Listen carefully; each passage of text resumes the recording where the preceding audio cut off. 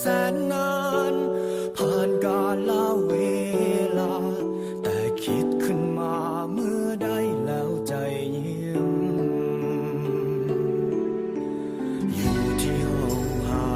52เลี้ยวมองเข้าไปเห็นภาพเก่าภาพที่สองเฮาเคยนั่งเฮียตกตั้งไม้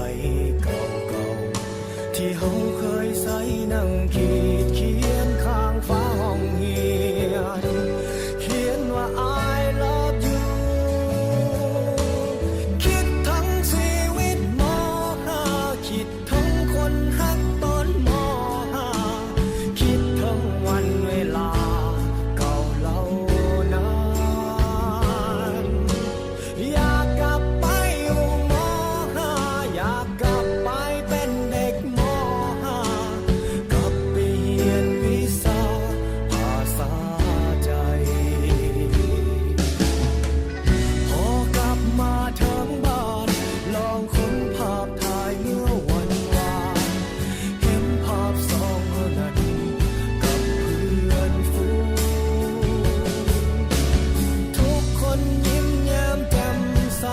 ยังจำตอนนั้นงานปีใหม่ทุกคนนั้นห่วงใจออกจัดงานอยู่ที่ห้อง52เลี้ยวมองเข้าไปเห็น